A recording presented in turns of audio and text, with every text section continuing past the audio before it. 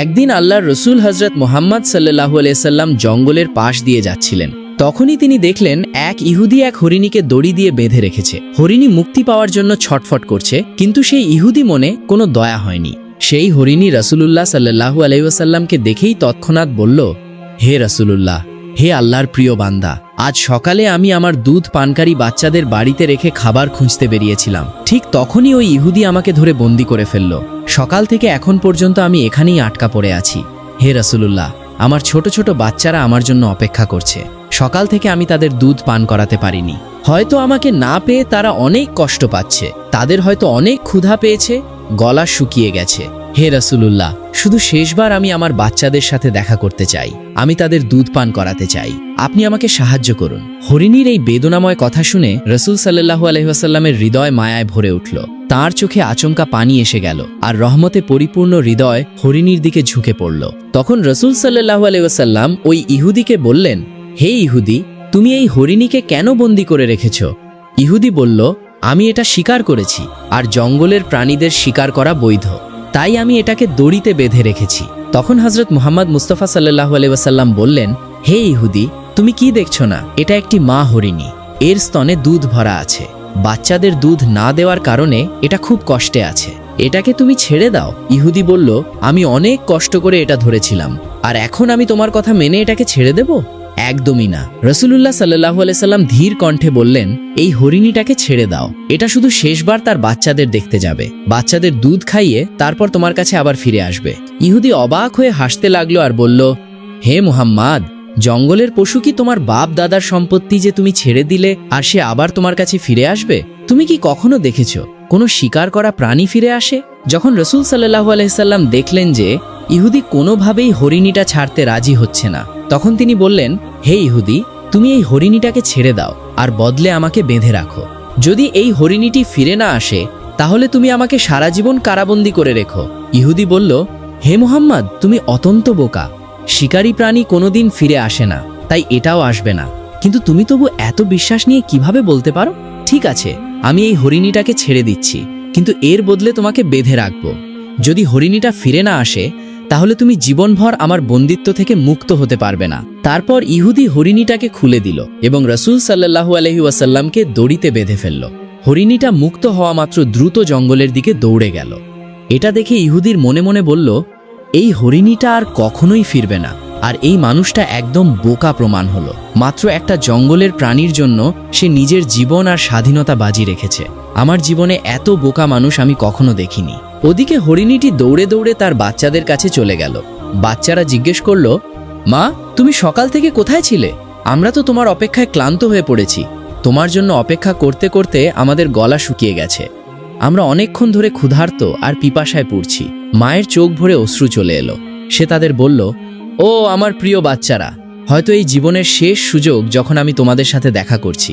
এসো আমার কোলে এসে দুধ খাও। হতে পারে এরপর আর কখনো আমরা একসাথে হতে পারবো না। বাচ্চারা অবাক হয়ে বলল, মা, তুমি কেন এভাবে বলছো? কেন আমাদের জীবনে তোমার সাথে আর দেখা হবে না? তখন মা হরিণী গভীর নিঃশ্বাস নিয়ে বলল, ও আমার নির্দোষ বাচ্চারা, সকালে যখন খাবারের খোঁজে বের হয়েছিলাম, তখন এক ইহুদি শিকারী আমাকে ধরে ফেলেছিল। ঠিক সেই সময় আল্লাহর রসুল সেই পথে যাচ্ছিলেন। আমি তাকে ডেকেছিলাম এবং তোমাদের কথা জানিয়েছিলাম।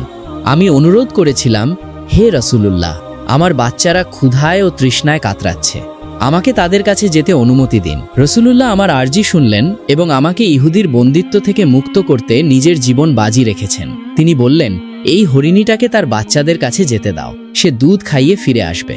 ও আমার ছেলেমেয়েরা সেই ইহুদি রাসূলুল্লাহকে বেঁধে রেখেছে।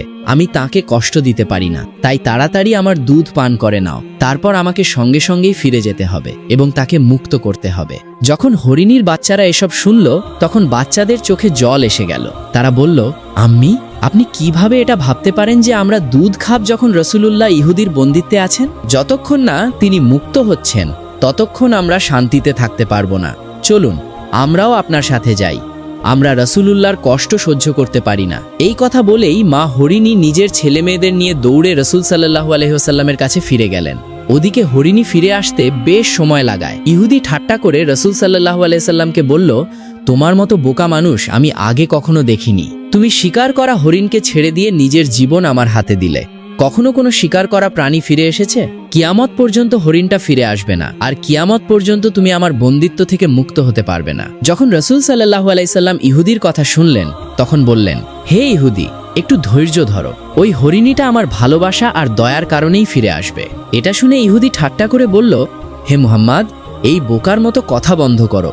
আমি পূর্ণ বিশ্বাস নিয়ে বলছি, কিয়ামত পর্যন্ত ওই হরিণীটা ফিরে আসবে না। এরপর কিছু সময় কেটে গেল। ইহুদি লোকটার মনে লোভ ধরতে শুরু করলো। সে ভাবতে লাগলো, মুহাম্মাদকে বেঁধে রেখে তার সহযোগীদের কাছ থেকে ভালোই সম্পদ আদায় করা যাবে। জঙ্গলের শিকার করা পশু কখনো কারো ভালোবাসায় ফিরে যায় না। এই মানুষটা একেবারেই মূর্খ। কিন্তু কিছুক্ষণ পর হঠাৎ ইহুদির দৃষ্টি জঙ্গলের দিকে গেল। সে দেখল সেই হরিণী ফিরে আসছে, আর তার সাথে তার বাচ্চাগুলোও আসছে। এই দৃশ্য দেখে ইহুদি স্তম্ভিত হয়ে গেল। তার চোখ বিস্ফারিত হয়ে উঠল। সে এটা কিছুতেই বিশ্বাস করতে পারছিল না। তখন রাসূল সাল্লাল্লাহু আলাইহি সাল্লাম সেই হরিণীকে জিজ্ঞেস করলেন, হে হরিণী, তুমি কেন তোমার বাচ্চাদের সাথে নিয়ে এসেছো? তুমি তো আমাকে কথা দিয়েছিলে যে তুমি একাই ফিরবে। হরিণী রাসূল সাল্লাল্লাহু আলাইহি সাল্লামকে বলল, হে রাসূলুল্লাহ, যখন আমি বাচ্চাদের কাছে গিয়ে বললাম যে রাসূলুল্লাহ নিজেই আমাকে ইহুদির কাছে ফিরিয়ে দিতে এবং তোমাদের শেষবার দেখতে ও দুধ খাওয়াতে পাঠিয়েছেন, তখন আমার বাচ্চারা বলল, আম্মি, তুমি কি ভাবছো কিভাবে আমরা দুধ খাব যখন রাসূলুল্লাহ বেঁধে রাখা হয়েছেন? আমরা কখনো মানতে পারবো না যে রাসূলুল্লাহ বন্দী আর আমরা আরামে দুধ খাচ্ছি। এজন্য আমরাও তোমার সাথে যাব, হে আল্লাহর রাসূল। এই কারণেই আমার বাচ্চারা আমার সাথে এখানে এসেছে। হে আল্লাহর রাসূল, যদি আমাদের কারণে আপনি কষ্ট পেয়ে থাকেন তাহলে আমাদের মাফ করে দিন। তারপর রাসূল সাল্লাল্লাহু আলাইহি ওয়াসাল্লাম ইহুদির দিকে তাকিয়ে বললেন, হে ইহুদি, দেখো, তোমার শিকার করা হরিণী ফিরে এসেছে। শুধু তাই নয়, সে তার বাচ্চাদেরও নিয়ে এসেছে। এখন তুমি চাইলে তাদের তোমার কাজে লাগাতে পারো। কিন্তু মনে রেখো, আমি আল্লাহর প্রেরিত সত্য নবী। আমি শুধু মানুষের নবী নই, জঙ্গলের সব প্রাণী, পাখি আর সমগ্র সৃষ্টির নবী। এই কথা শুনে ইহুদি তার বাঁধন খুলে দিল। যখন মহানবী সেখান থেকে চলে যাচ্ছিলেন, তখন সেই ইহুদি পিছন থেকে চিৎকার করে উঠল, ওহে রাসূলুল্লাহ, ওহে হাবিবুল্লাহ, জঙ্গলের এই হরিণীও আপনার ভালোবাসা আর রহমতে ফিরে এসেছে। এখন আমার পূর্ণ বিশ্বাস হয়ে গেছে যে আপনি আল্লাহর সত্যিকারের নবী। আপনি ছাড়া এটা আর কারো পক্ষে সম্ভব নয়। হে আল্লাহর রাসূল, আমাকে আপনার বরকতময় হাত দিয়ে কালিমা পড়িয়ে মুসলমান করে দিন। এই হরিণীটা আমার আর দরকার নেই, শুধু আমাকে আপনার পায়ের ধুলার সমতুল্য বানিয়ে দিন। তারপর হযরত মুহাম্মদ সাল্লাল্লাহু আলাইহি সাল্লাম তাঁর বরকতময় হাত সেই ইহুদির হাতে দিলেন, আর সে কালিমা পড়ে ইসলাম গ্রহণ করল। সুবহানাল্লাহ। এই গল্প শুধু একটি অলৌকিক ঘটনা নয়, এটা আমাদের জন্য এক গভীর শিক্ষা। যেখানে একজন মানুষ তার সীমিত জ্ঞানে ভেবেছিল প্রাণী কখনো ফিরে আসে না, সেখানে আল্লাহর নবীকে দেখিয়েছেন ভালোবাসা, দয়া আর বিশ্বাস কখনো ব্যর্থ হয় না। তিনি প্রমাণ করে দিয়েছেন শক্তি দিয়ে নয়, বরং রহমত দিয়ে হৃদয় জয় করা যায়। আর সত্যিকারের নেতৃত্ব হলো নিজের স্বার্থ নয়, বরং অন্যের কষ্টকে নিজের কষ্ট মনে করা।